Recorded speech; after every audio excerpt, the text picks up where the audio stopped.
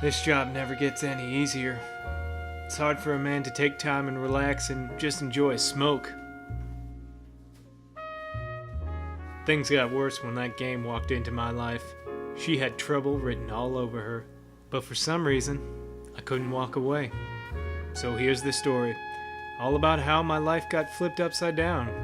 And if you got a minute, Mac, I'll tell you my opinion of LA Noire.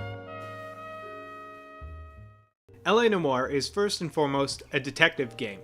Although it's published by the same guys that do Grand Theft Auto and Red Dead Redemption, and it's a big open world game with guns, the game is not Grand Theft Auto in the 40s. Yes, there is shooting and car chases and all that stuff, but that's a very small portion of the game. The vast majority of the game is a detective game. You play as Cole Phelps, an LAPD officer in the 1940s. The game is broken down into cases, which are like individual missions, and desks, which are like the chapters. Each case is its own individual thing, and each desk involves different aspects of police work, but there is some tie between all of them and a big through line that goes throughout the entire story of the game. At the start of each case, you get called out to a crime scene, be it a murder or just a traffic collision, and you're tasked with basically looking at all the clues. Some of the clues are already pointed out to you by patrolmen and the coroner and whatnot, and some of them you get to discover for yourself. Based off all the things you find and different information that you gather, you look for suspects, you go to locations, you question people, and all that kind of detective-y stuff.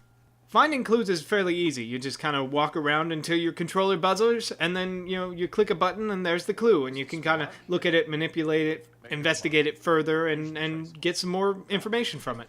You don't have to find all the clues, but sometimes finding the right one will just make your job that much easier and make it so you don't arrest the wrong people. Based on the information you gather, you can go to other places to get more information or question people. Questioning witnesses and interrogating people is where the game really wants to stand out.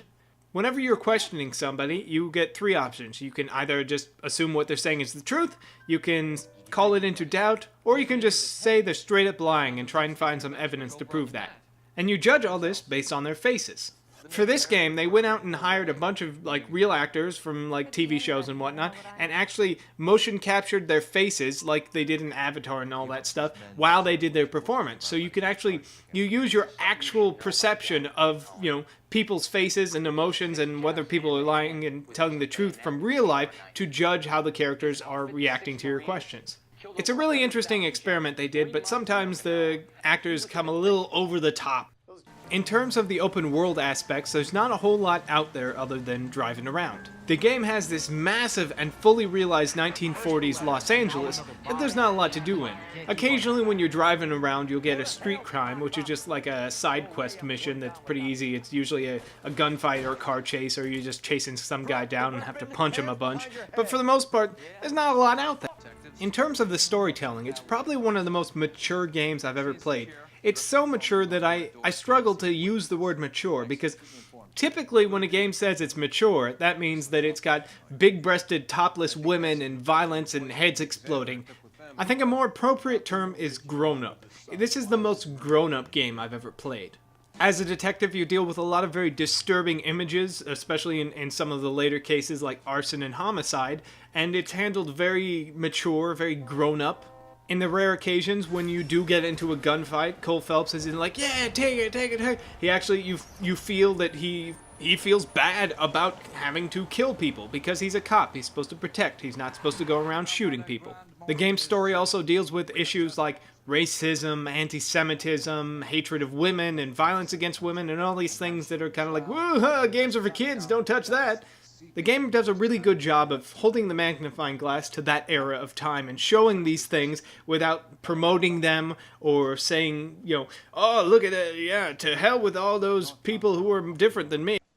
I think LA Noire compares more to Mafia 2 than it does Grand Theft Auto, because like Mafia 2, it's this big period piece open world city that there's not a lot to do in. There's a little more to do in LA Noire than there was in Mafia 2, but for the most part, there's not a whole lot of reason why it had to be an open world. It's a pretty linear game with a couple of side quest things, and they aren't really side quests, and some collectible stuff, but for the most part, the open world, it feels very pointless. It's just like, God, I have to drive all the way over there? Why couldn't it just be there? And you can. You just hold down Y, or you get your partner to drive for you. In terms of the detective stuff, it's pretty interesting. It's not revolutionary. It's innovative. It's evolutionary. I would say the finding clues is interesting, especially if you turn off all the sounds and indicators, and you have to actually look for yourself. And it's just interesting. And the interrogation, it's nice. Facial recognition's interesting, but it's kind of, some of the characters are over top. It's like, what? I didn't murder her. It's kind of weird. They do it over the top, but it's an interesting approach. But it feels kind of binary, which is weird. Like, human emotions are only these three things. They're either telling the truth, you lying, or you doubt. So it's not great, and I wish that I could put together more of the facts in my head. It seems like the video game puts together the facts for me for the most part. You're like, nah, before you don't have to make your own connections. The game will make the connections. You have to find this, and the game will tell you, aha, now this guy's the killer. So I wish there were more of a free-form approach to to it, but it's a pretty interesting game. If you haven't had a chance, it's definitely a rental, because there's not a whole... you can replay the cases and stuff, and there's some, I guess, collectible things, but for the most part, there's not a whole lot in this game that warrants multiple playthroughs.